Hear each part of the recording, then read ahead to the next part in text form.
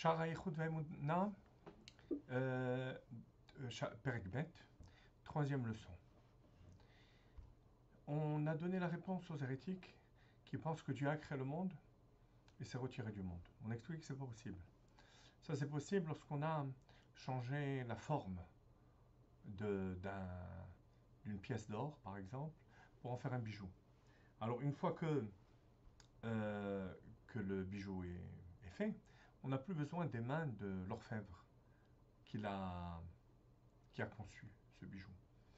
Par contre, lorsqu'il s'agit d'une création ex nihilo, il est nécessaire qu'à chaque instant, Dieu soit présent et qu'à chaque instant, il dise que la lumière soit. Parce que le monde qui existe, c'est un non-sens.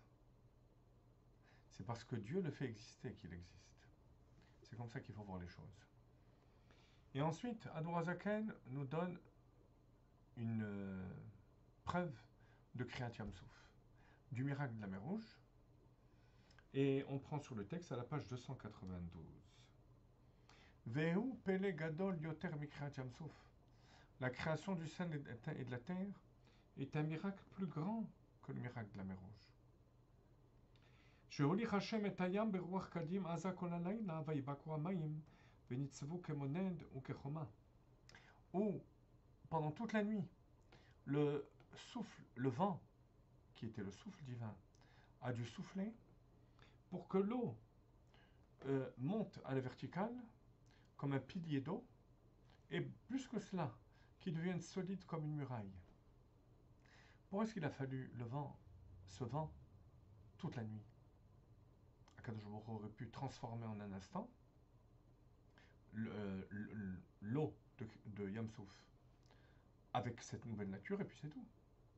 On a la preuve que Dieu veut être présent lorsqu'il s'agit de quelque chose qui est nouveau, qui n'est pas dans les règles de la nature. Il n'y a pas plus de situation en dehors de la nature que la création du monde. ואילו הפסיק השם את הרוח כרגע, היו המים חוזרים ונגרעים במורד כדרכם וטבעם. ולא קמו כחומה בלי ספק.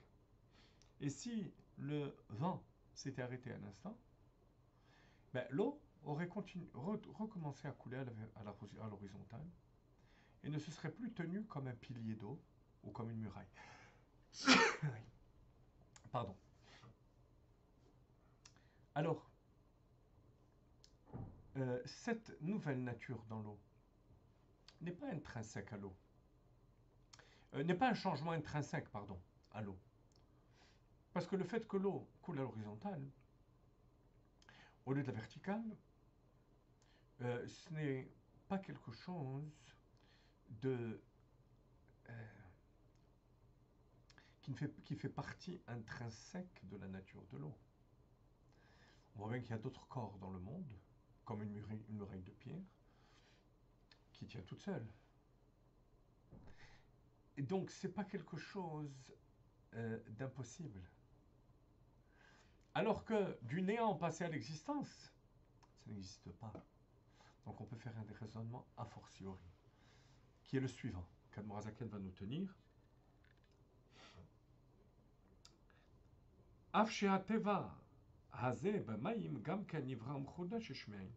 Bien que cette nature de couler à l'horizontale est une nature qui n'est pas nécessaire, elle est créée par Dieu. Dieu aurait pu créer une autre nature à l'eau.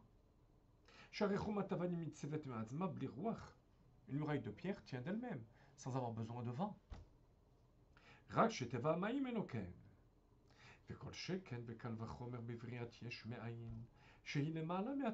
À plus forte raison, lorsqu'il s'agit de la création ex nihilo du monde, qui est entièrement de la nature. Vous voyez, on peut dire les choses de cette manière. Pour le miracle de la mer Rouge, on peut dire que Dieu n'a fait que changer la forme. C'est vrai que ce changement de forme est un changement qui n'existe pas dans l'eau. Mais pour la création du monde, c'est pas seulement le changement de forme, c'est l'existence elle-même du monde qui est nouveau. Alors à plus forte raison que ça a besoin de la présence de Dieu à chaque instant. D'autant plus que même ce qui a été créé pour créer Yam Souf, à savoir cette nouvelle nature de l'eau, n'est pas véritablement créé, parce que ça existe dans d'autres corps, comme la muraille de pierre. Donc on peut dire véritablement, Kalvachomer, à plus forte raison pour la création du monde. Le Rabbi explique qu'il y a une autre raison de dire, à plus forte raison, c'est que Kriyat Yam Souf s'est passé de manière graduelle. D'abord un pilier d'eau, et ensuite ça s'est durci. À plus forte raison pour la création du monde, qui, elle, cette création ne se fait pas de manière graduelle. On passe du néant à l'existence. À plus forte raison que la création du monde est au-delà de la nature et qu'il faut la renouveler à chaque instant. C'est la raison pour laquelle Admorazaken dit que mon ned vechoma, le pilier d'eau et la muraille, pour marquer cet aspect graduel. ואפל ליותר מקריאת ים סוף, על אחת כמה וכמה פלפות רזון, שבהסתלקות כוח הבורא מן הנברא חס ושלום ישוב הנברא לעין באפס ממש. S'il manque cette force créatrice de Dieu, ne fût-ce qu'un instant, ben, le monde revient au néant. Le Rabbi explique aussi pourquoi est-il nécessaire de dire qu'au moment de Kriyat Yam Souf, c'est devenu une muraille. Pourquoi ça ne suffit pas de dire que ça coulait à la verticale? Parce que sinon, ça ne serait pas quelque chose, ça ne serait pas un changement fondamental dans l'eau.